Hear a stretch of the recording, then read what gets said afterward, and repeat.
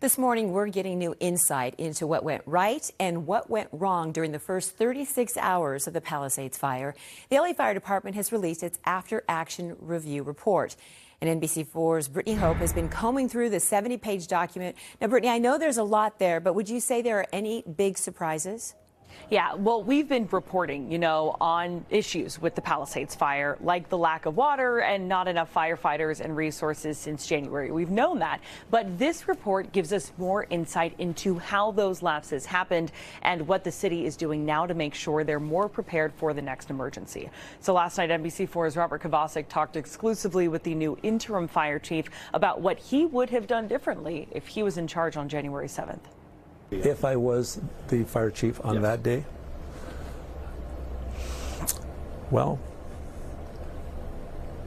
I would have kept everyone on duty that day. I wouldn't have let anybody go home.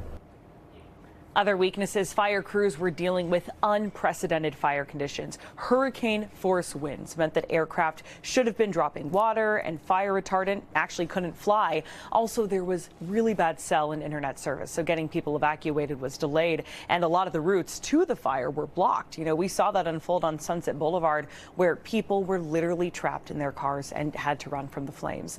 Another problem, water. Some areas didn't have access to hydrants, Lynette.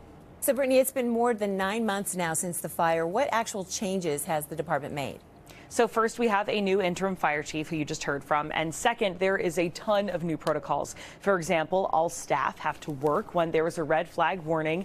LADWP every week now has to give weekly updates about hydrant and water reserve status. And if a fire causes network to go down, the department now has Starlink so that internet and cell service not working shouldn't matter.